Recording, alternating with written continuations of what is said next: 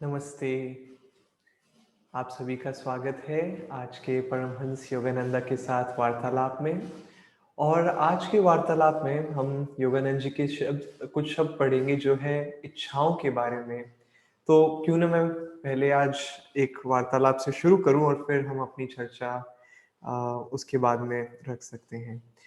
तो योगानंद जी कहते हैं, इच्छाएं आध्यात्मिक मार्ग पर सबसे बड़ी बाधाएं हैं।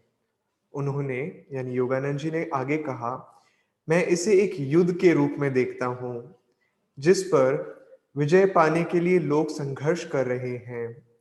कुछ लोग इच्छाओं की गोलियों द्वारा मारे जाते हैं और इस संघर्ष को जारी रखने के लिए उन्हें पुनः जन्म लेना पड़ता है।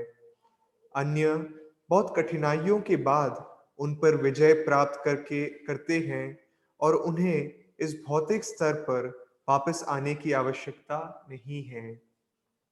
एक अन्य समय पर योगानंद जी ने कहा, मैं आध्यात्मिक मार्ग को एक दौड़ के रूप में देखता हूँ। भक्त दौड़ते रहते हैं, उनमें से कुछ की शक्ति इच्छाओं से निचुड़ जाती है और वे दौड़ से बाहर हो जाते हैं। कुछ तो उल्टी दिशा में ही दौड़ना शुरू कर देते हैं, लेकिन अंत में जब कोई जीतता है तो वह प्रभु में शाश्वत परमानंद को प्राप्त करता है। इच्छाएं आध्यात्मिक मार्ग की सबसे बड़ी बाधा है। वो कैसे? एक दृश्य मन में लेके आते हैं। मान लीजिए कि एक आदमी है, वो आदमी बड़ा खुश है और वो अपने घर से सुबह-सुबह बाहर निकलता है और दिन का मौसम बहुत बढ़िया है, बहुत अच्छी हवा चल रही है, बहुत अच्छी धूप आ रही है, ना तो बहुत ज़्यादा गर्मी, ना तो बहुत ज़्यादा ठंड। वो बाहर टहल रहा है, चिड़ियों की आवाज़ आ रही है और लोग लोग खुश हैं उसके इर्द-गिर्द जब वो चल रहा है और उसका हृदय आनंद से भरा हुआ है। और चलते-चलते वो सोचता है कि अरे ये कितना अच्छा दिन है, मैं इस पल को कैप्चर करना चाहता हूँ, इस पल को मैं कैद करना चाहता हूँ। और ये सोचते हुए वो आगे चलता है, वो आगे चलते-चलते एक दुकान को क्रॉस करता है और दुकान में आप सब जानते हैं कई दुकानों में बाहर डिस्प्लेज़ लगे हुए रहते हैं और इस डिस्प्ले में वो देखता है एक कैमरा, एक बहुत ही अच्छा कैमरा, इतना अच्छा कैमरा कि वो इस पल को बहुत अच्छी तरह से कैप्चर कर सके, उसको कैद कर सके, उसकी मेमोरी वो व्यक्ति बना सके। तो वो सोचता है कि अरे! मुझे ये कैमरा लेना चाहिए, क्योंकि जब मैं ये कैमरा ले लूँगा, तब ये जो पल है, इसे मैं पूरी तरह से, अच्छी तरह से कैद कर पाऊँगा उस कैमरे में और मैं जब चाहे इस पल को याद कर पाऊँगा। तो वो व्यक्ति देखता है इस कैमरे का प्राइस क्या है और ये कैमरा बहुत महँगा है, तो वो सोचता है कि अब मैं तब तक खुश नहीं रह सकता, जब तक मैं वो कैमरा नहीं ले लेता और उस कैमरे में ये पल, ये जो दृश्य है, ये जो समय है, उसको कैद नहीं कर लेता अपने कैमरे में। और उसके बाद में वो पैसे के लिए क्या-क्या नहीं करता है और दिन-प्रतिदिन वो सब कुछ भूल जाता है कि अरे! इतनी अच्छी हवा चल रही है या उन चिड़ियों का उड़ना, उनको देखना, बादल को देखना, वो सब कुछ भूल जाता है। उसको सिर्फ़ एक चीज़ दिखाई देती है और वो है कि मैं इस कैमरे को कैसे खरीद सकता हूँ। हालाँकि मैं इस कहानी को थोड़ा बढ़ा-चढ़ा के बोल रहा हूँ, लेकिन बस थोड़ा-सा ही, बहुत ज़्यादा नहीं। क्योंकि ये व्यक्ति फिर उसके बाद में अपना ये कैमरा खरीदता है और वो बोलता है, "अब जाके मैं खुश हूँ।" और बस समय की बात है कि बाद में वो किसी और दुकान के सामने से गुज़र रहा होता है या उसके मन में कुछ और विचार आता है और वो सोचता है, "जब तक मुझे ये गाड़ी नहीं मिल जाती, जब तक मुझे ये कोट नहीं मिल जाता, जब तक मुझे ये कपड़े नहीं मिल जाते" या मैं आपको बोलूँगा फिल इन द ब्लैंक। हम अपने जीवन में इतनी सारी इच्छाओं को कई बार लेके घूमने, ऐसा नहीं है कि जीवन में ज़रूरतें नहीं हैं, लेकिन ज़रूरतों में और इच्छाओं में बहुत अंतर है। और यहाँ पे आ जाती है हमारा वो भ्रम कि मैं तब तक खुश नहीं रहूँगा जब तक मुझे वो, आप कुछ भी शब्द डाल सकते हैं वहाँ पे, लेकिन मैं इस कहानी के लिए, जब तक मुझे वो कैमरा नहीं मिल जाएगा, लेकिन उस कहानी में वापस पीछे मुड़ के देखते हैं और क्या वो व्यक्ति पहले दुखी था? बिल्कुल नहीं, वो बिल्कुल खुश था। बस वो दुखी होना तब शुरू हुआ जब उसने कहना ये शुरू किया अपने मन में कि मैं जब तक खुश नहीं रहूँगा, जब तक मैं तब तक खुश नहीं रहूँगा जब तक मुझे ये चीज़ नहीं मिल जाएगी। और इसीलिए कई बार हम अपने जीवन में या तो भूतकाल में रहते हैं, पास्ट में, कि मुझे वो चीज़ नहीं मिली, या भविष्य में रहते हैं कि मुझे ये चीज़ मिलेगी, और इसीलिए वर्तमान में कई बार प्रेज़ेंट में हम जी नहीं पाते हैं। और यदि हमें कोई चीज़ की ज़रूरत भी है, क्योंकि गाड़ी की ज़रूरत होती है, मुझे इस लैपटॉप की ज़रूरत है जो मैं यूज़ कर रहा हूँ अभी, लेकिन ये सोचना कि जब तक मुझे ये चीज़ नहीं मिलेगी, तब तक मैं खुश नहीं रहूँगा, वो अपने आप को मोह, माया और इस दुनिया के भ्रम में बाँधने जैसा है। क्यों ना इस प्रकार जीवन में चले कि मुझे जो मिले वो ईश्वर से मिलेगा, और मैं मेहनत करूँगा, मैं जो परिश्रम करना है करूँगा, लेकिन मैं कभी ये नहीं सोचूँगा कि जब तक मुझे ये चीज़ नहीं मिलेगी, तब तक मैं खुश नहीं रहूँगा। और शायद हम अपने आप को ऐसे कहते नहीं हैं, लेकिन अपने विचार के पीछे जो भावना है, जो फीलिंग है, उसके पीछे झाँक के देखिए और क्या उधर लग रहा है कि हम उस चीज़ को पकड़ के बैठे हुए हैं। स्वामी प्रियानंद जी एक बार जब योगानंद जी के पास बैठे थे, और ये वार्तालाप थोड़ा और लंबा है लेकिन मैं उसे पढ़ूँगा नहीं, मैं आपको एक्सप्लेन कर सकता हूँ कि एक बार स्वामी प्रियानंद जी योगानंद जी के साथ में थे और योगानंद जी ने कहा, सिर्फ़ उनके शब्द पढ़ता हूँ मैं एक्चुअली, पूरी कहानी नहीं लेकिन सिर्फ़ योगानंद जी के शब्द। तो स्वामी प्रियानंद जी ने पूछा था कि क्या हर इच्छाओं को पूरा होना पड़ेगा उनके हमारे जीवन में, कि जो भी इच्छाएं हमारे जीवन में आती हैं उन सबको उनकी पूर्ति करनी पड़ेगी, चाहे इस जीवन में, और अगर इस जीवन में नहीं तो अगले जीवनों में। और योगानंद जी ने कहा उन सबको पूरा होना पड़ेगा।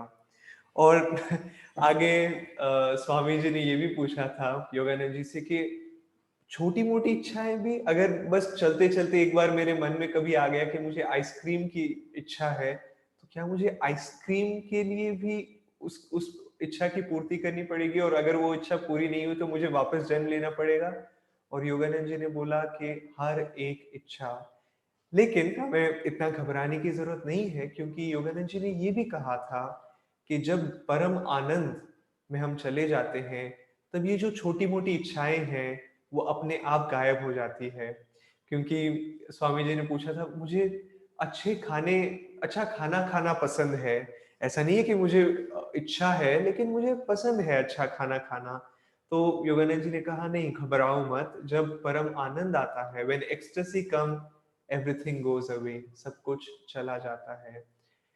लेकिन ये जो इच्छाएँ हैं, सिर्फ़ चीज़ों तक सीमित नहीं है। कई लोगों को जो शायद इस सत्संग को सुन रहे हैं या देख रहे हैं, उनके लिए शायद उनके जीवन में इतनी बड़ी इच्छाएँ नहीं हैं, और वो आप शायद पहले से ही बहुत आध्यात्मिक हैं, और छोटी-मोटी इच्छाएँ हैं, और जो शायद चली जाएगी अगर हम उस परम आनंद की अवस्था में चले जाते हैं तब। लेकिन अब आते हैं फीलिंग्स के रूप में इच्छाएँ। हमारे मन में शायद वो चीज़ें नहीं हो जिनके हम इच्छुक हैं, लेकिन परिस्थितियों के हम इच्छुक हैं, कि यदि परिस्थिति ऐसी होती, यदि ये व्यक्ति मेरे से इस प्रकार व्यवहार करेगा, तब जाके मैं खुश रहूँगा।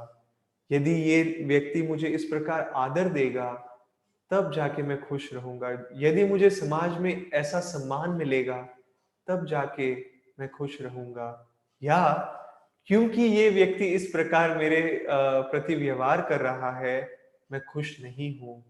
और योगानंद जी कहते थे, जीवन के लिए एक अच्छा सिद्धांत ये भी है, whatever comes of itself, let it come. कि जो भी जीवन में जिस प्रकार भी आए, उसे उसी प्रकार स्वीकार करो। क्योंकि शायद आपने अपने जीवन में देखा होगा कि कई बार दुख का कारण हमारे जीवन में ये हो जाता है कि मेरे साथ ये व्यक्ति अच्छे से बर्ताव नहीं कर रहा है, इसीलिए मैं दुखी हूँ। वेल ये इच्छा रखना भी गलत है, और क्यों ना हम इस प्रकार सोचें कि व्यक्तियों को जिस प्रकार बर्ताव करना है मेरे प्रति, जो भी व्यवहार रखना है उनको मेरे प्रति, वो उनकी प्रॉब्लम है, वो उनकी समस्या है। मेरी समस्या या मेरे हाथ में या मेरे कंट्रोल में सिर्फ ये एक चीज है कि मैं कैसे लोगों के प्रति अपना व्यवहार रखता हूँ। लोग कैसे व्यवहार करें वो मेरी समस्या नहीं है, लेकिन मेरे साइड से मैं क्या क्या इनिशिएट कर रहा हूँ, मैं क्या लोगों से किस प्रकार उनसे बात कर रहा हूँ, उनको किस प्रकार मैं ट्रीट कर रहा हूँ, वो मेरे हाथों में है। और इच्छाओं को हम देख सकते हैं कि एक मान लीजिए आध्यात्मिक मार्ग एक बड़ा-सा घड़ा है या जीवन एक बड़ा-सा घड़ा है और उस बड़े से घड़े में हमें दूध या कोई भी चीज़ डालनी है, वो हमारा आध्यात्मिक मार्ग है जीवन में, वो हमारा उद्देश्य है आध्यात्मिक मार्ग में कि उस घड़े को हम दूध से भर सकें, अपनी साधना से, अपनी सकारात्मक सोच से, अपने व्यवहार से, अपने अच्छे कर्मों से। लेकिन इच्छाएँ इस बड़े से घड़े में खड्डों का काम करती है या फूटे जैसे उस घड़े में मान लीजिए कि कहीं छेद है और एक छेद है तो आप भरोगे पूरी इच्छा के साथ में अपनी साधना के साथ में उस घड़े को भरोगे, लेकिन वो उतनी ही जल्दी वो जो घड़ा है वो उससे वो पानी या वो दूध बहने लग जाएगा और उस अमृत को आप संभाल के नहीं रख सकेंगे। और जितनी ज्यादा इच्छाएं उतने ही ज्यादा छेद इस घड़े में। तो हमारा उद्देश्य ये भी है कि हम इस घड़े में जो छेद हैं उनको भर सके, ताकि जब हम अपनी साधना करते हैं, क्योंकि कई बार लोग बोलते हैं कि मैं ध्यान साधना कर रहा हूँ, मैं सब कुछ कर रहा हूँ, लेकिन फिर भी मैं क्यों आगे नहीं बढ़ पा रहा हूँ। शायद ये सोचने की बात है कि मेरी ऊर्जा किस ओर जा रही है जब मैं साधना नहीं कर रहा हूँ। क्योंकि एक चीज है साधना करना जो बहुत अच्छी चीज है, लेकिन दूसरी ओर है हमारा दैनिक जीवन। और उस दैनिक जीवन में हम किस प्रकार जी रहे हैं वो डिसाइड करता है हमारी साधना कैसे जाती है। और ये दोनों चीजें एक दूसरे की मदद करती है हमें जीवन में आगे लेके जाने के लिए। और ये चीज़ें बहुत सूक्ष्म होती है। मैंने शायद ये कहानी पहले शेयर की होगी, लेकिन मैं संक्षिप्त में वापस बोलना चाहूँगा, या शायद नहीं की, लेकिन मैंने एक बार एक चीज़ ऑर्डर की थी, क्योंकि मैं शिफ्ट हुआ था। हम लोग जो ब्रह्मचारी हैं, हम सब लोग पहले पूना में रहते थे या पूना के पास में रहते थे और हम लोग चंडीगढ़ शिफ्ट हुए। और जब शिफ्ट होते हैं तो कभी-कभार कुछ नई चीज़ों की ज़रूरत होती है। और मुझे ऐसी ही कुछ ज़रूरत थी, इच्छा भी नहीं थी, ज़रूरत थी, क्योंकि ये बहुत ही बेसिक चीज़ थी। और मैंने ये चीज़ खरीदी और ऑनलाइन बता रहा था कि ये 1 या 2 हफ्ते में आने वाला है। और हर दिन मेरे मन के पीछे, मेरे अवचेतन मन में, मेरे सबकॉन्शियस माइंड में ये चल रहा था कि अरे ये चीज़ आने वाली है, ये चीज़ आने वाली है। और बड़े ही सूक्ष्म रूप में मैं अपनी खुशी को, मैं अपने आंतरिक आनंद को इस बाहरी वस्तु के साथ में जोड़ रहा था। और जब ये चीज़ मुझे इसकी डिलीवरी मिली, मैंने इस पैकेज को खोला और मैंने सोचा, हाँ, मुझे 10 सेकंड का आनंद नहीं मिला और मैं पिछले 1 हफ्ते से सोच रहा था कि अरे! ये चीज़ आने वाली है, अरे! ये चीज़ मुझे मिलने वाली है। तो अपने विचारों को देखिए और विचारों से भी ज़्यादा अपने हृदय की भावनाओं को देखिए। और हम कोशिश कर सकते हैं ये देखने का कि मैं अपने आंतरिक आनंद को किसी बाहरी चीज़ से तो नहीं जोड़ रहा हूँ। मेरे मन में ये एक विचार आया कि कई बार लोग पूछते हैं, और इसके साथ में मैं अंत करना चाहूँगा आज का ये सत्संग, कि कई बार लोग पूछते हैं कि अरे! वो सब तो ठीक है, लेकिन अगर मैं ईश्वर या गुरु की इच्छा रखूँ, ईश्वर की प्राप्ति की इच्छा रखूँ, तो वो भी तो इच्छा है, कि तो क्या वो एक ब्रह्म नहीं है? योगानंद जी ने कहा और स्वामी क्रियानंद जी ने भी कहा कि ये एक इच्छा है ईश्वर की प्राप्ति, जो हमें बाकी सारी इच्छाओं से मुक्त कर सकती है। योगानंद स्वामी क्रियानंद जी कहते थे, it is the desireless desire, कि ये इच्छा होते हुए भी एक इच्छा नहीं है, क्योंकि ये हमें मोह और माया से मुक्त करती है। और क्योंकि हर एक इच्छा की पूर्ति होनी चाहिए, जैसे हम बात कर रहे थे, तो ये इच्छा रखना कि अरे मैं ईश्वर को पाऊंगा, वो इच्छा भी की भी पूर्ति होगी। और यदि इस इच्छा को हम पूरी तरह से ऊर्जा देते हैं, तो बाकी सारी इच्छाएं कम हो जाती है और हम जल्द ही पाते हैं अपने जीवन में वो आंतरिक आनंद और प्रेम बढ़ता जाता है। तो दोस्तों, हम आगे और आज कोशिश कीजिए, मैं हमेशा जब ये सत्संग अंत करता हूँ तो मैं बोलता हूँ जो भी चीज हम जिसके बारे में बात कर रहे हैं उसको एक्सपेरिमेंट कीजिए अपने दैनिक जीवन में कि हाँ, मैं आज देखने वाला हूँ कि मेरी इच्छाएं किस किस ओर जा रही है। मैं क्या किसी वस्तु से अपनी खुशी जोड़ रहा हूँ या किसी परिस्थिति से अपनी खुशी जोड़ रहा हूँ। और आप देखेंगे कि जहाँ पे आप अपने विचारों को काबू में लेके आ सकते हैं और कह सकते हैं कि नहीं, इस चीज से मुझे खुशी नहीं मिलेगी, ये मेरा भ्रम है, आप उतना ही जल्द अपने आप को ईश्वर के मार्ग की ओर जल्दी से जाते हुए देखेंगे। आज जुड़ने के लिए बहुत बहुत धन्यवाद और हम फिर कल सुबह मिलेंगे। ओम शांति शांति शांति।